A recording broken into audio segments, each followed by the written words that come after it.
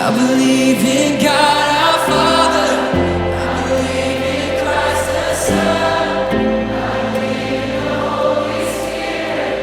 Our God is three in one. Nung umalis siya dito, maliit pa yung anak niya na si Natnat.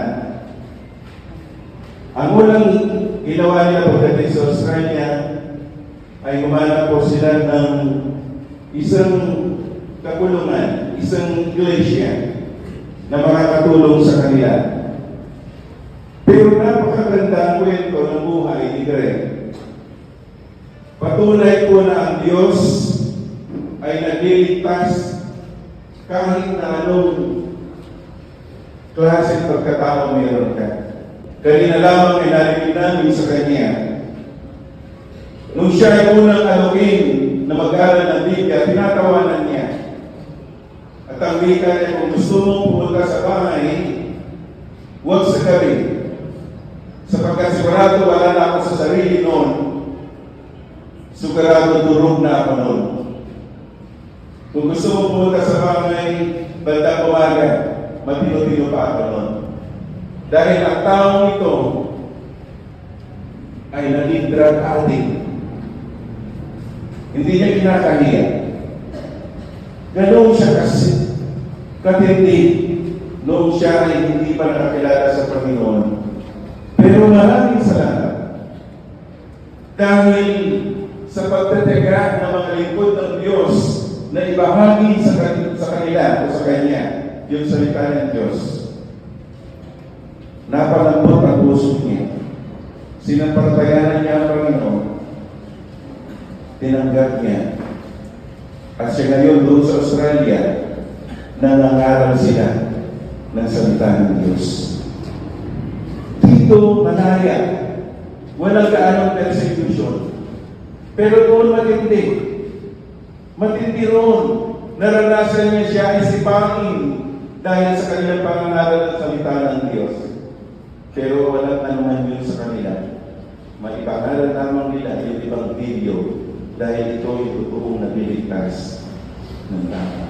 Gusto ko pong pakinggan natin ang kanyang anak na nung umalis sa aming mga 7 years old pa lamang, salamat sa Panginoon, nakakilala rin siya at ngayon napakasigasig na nangangaral ng salita ng Diyos doon pag wala siyang pasok sa kanilang trabaho. Brother Natnat, medyo pagpasensya niyo po, sabi ko sa kanya, sikapin mo mag-Tagalog, pero sigurado may rapat siya. Unawain natin. Hello, good morning po. Ako si Natnat ng Parayapment. Pero pangalan ko si Gabriel. Pasensya lang po kasi sanay ko po mag-English, mag-preaching sa English po. Pero gusto ko i-present na yung pagmamahal ng Diyos ng mabuting balita. Ito po ang pangalan nito, Gospel Evangelio, mabuting balita. Ano po yung mabuting balita? Ang sulat dito sa Corinthians chapter 15, ang sulat yan, ang Gospel, mabuting balita ay Panginoon Jesus na mamatay siya para sa kasalanan natin. Nilibing siya at nabuhay siya ulit ng mga araw. Yun po ang mabuting balita, ito yung Gospel. Yung Gospel, yung John 3:16 sa kapat ganoon naman ang pag-ibig ng Diyos sa sangkatauhan. Kaya bigay niya yung kanyang isang anak upang sino man tumpalay sa kanya ay hindi mapapahama. Kung hindi, magkaroon ng buhay na walang hanggan. Kasi po yung si English, for God so loved the world that He gave His only begotten Son, that whoever believes in Him should not perish, but have everlasting life. So I just want to say, so 2,000 years ago, there was a young person that asked the Lord Jesus, dalawang dito buhay pa ba ang Panginoon? Meron pa ang lalaki sa Panginoon Jesus. So this young person, he asked Jesus, good teacher, what must I do to inherit eternal life? Ano gagawin natin para magkaroon ng buhay na walang hanggan? Jesus. So, he said to him, why do you call me good? No one is good but one, that is God. Sabi na pala, sino ko tinatawag dito ng mga mabubuting teacher? Sino mo mabubuti dito sa mundo? Walang mabubuti kundi sa Diyos. Pero, Jesus said, in Matthew 19, verse 16 and 17, if you want to enter into life, keep the commandments. Ito sinabi ng Panginoon. Tapos sinabi ng bata sa akin, he said, which ones? And Jesus says, you shall not murder, papatay. You shall not commit adultery. You shall not steal, magnanakaw.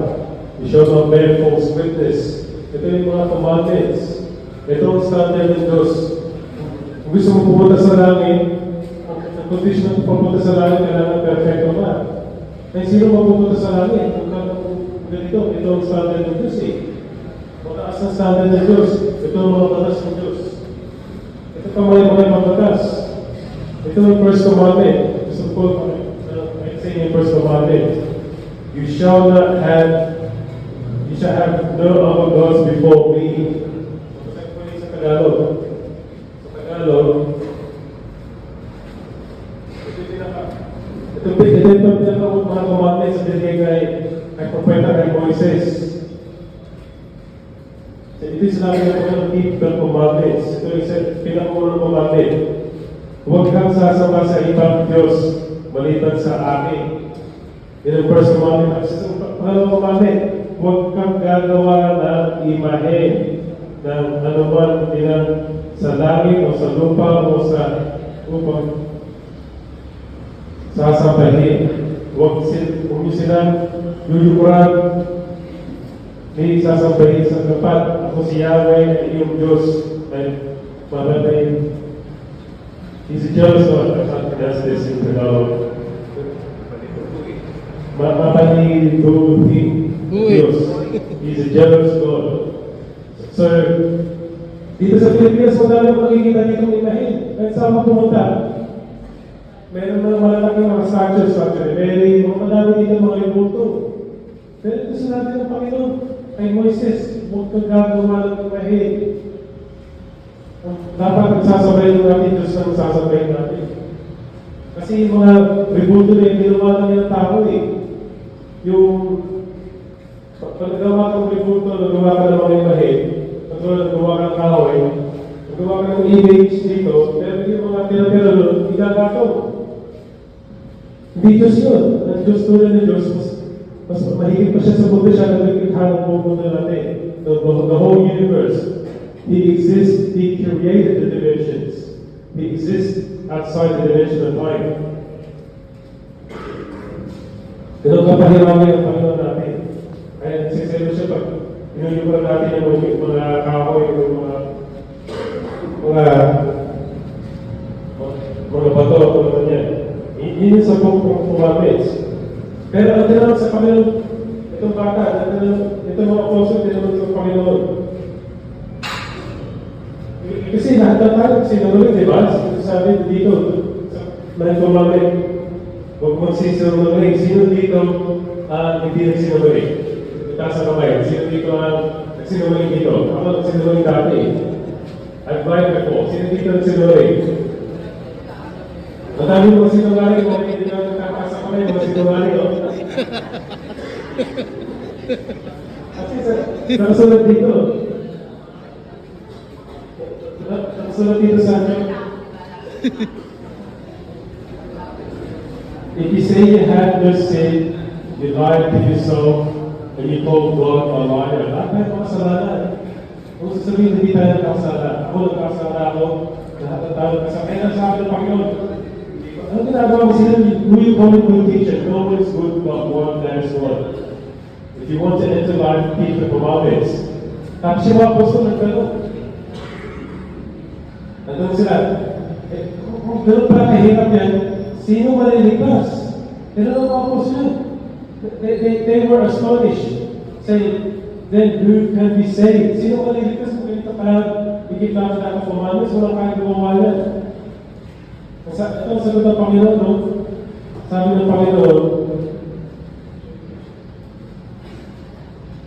with men, this is impossible. Imposible ito sa tao. But with God, all things are possible. Kaya kung gusto natin mapunta sa langit, kung ayaw mo mapunta sa impyerno, kailangan ito ang gagawin natin. Sabi dito, believe in the Lord Jesus Christ and you will be saved. So mapagkahit tayo sa Panginoon Jesus at maliligtas ka. Pag ihayag mo yung believe na si Jesus ay Panginoon at buong puso sobrang tayo sa Kanya, kung nabuhay, di mo siya uwi ng Diyos, maliligtas ka. Kasi sinabi ng Panginoon, unless you are born again, you can't see the kingdom of God. Kung hindi ka pinanag ulit, hindi mo makikita ang kahit ng Diyos. Ang pagiging born again, sino na po ang pagiging born again? Kasi inutos siya ng Panginoon sa amin, inutos dito magsisi sa kasalanan. Mag-repent. Sabi, repent. Kung repent, ibig sabihin, magsisi tayo sa kasalanan, kasi ang Diyos, banal ng Diyos, kailangan natin sundin ang Diyos. Pero inutos ng Diyos, kailangan natin sundin. Kasi Diyos ay banal. Kaya, magsisi natin ang kasalanan natin at sumunod sa Diyos at tanggapin ang Panginoon sa Kristo. Yun, repent. Repent, magpabautis or be baptized, and receive the Holy Spirit. Pag magsisi tayo, matatanggap natin yung Espiritu Santo. Kung pumasok na sa atin ng Espiritu Santo, yun ang pagiging born again. Born of the Spirit na ikaw. Mapupunta ka na sa langit, yun po yung pagiging born again. Kaya pag meron kayo panahon, magsisi kayo sa kasalanan yung kalapin ng Panginoon, at pag manalangin kayo, o magkukumpes kayo, magkukumpes sa pare. Kasi pare makasalanan ng tao lang yun eh. Nakasulat dito lang eh. Ang sabi ng Panginoon, ako ang daan at katotohanan at ang buhay. I am the way, the truth, and the life. Walang makapupunta sa Ama, kundi pamagitan ko. Kundi sa pamagitan ng pare, kundi sa kay ko, kung naman. Mapupunta kayo sa langit dahil sa pamagitan ng Panginoon Jesus. I am the way, the truth, and the life. No one comes to the Father except through me. Kaya pag magsisisi tayo, tapos panalangin tayo, we have to confess our sins sa Diyos. Doon tayo namin sa Diyos mismo.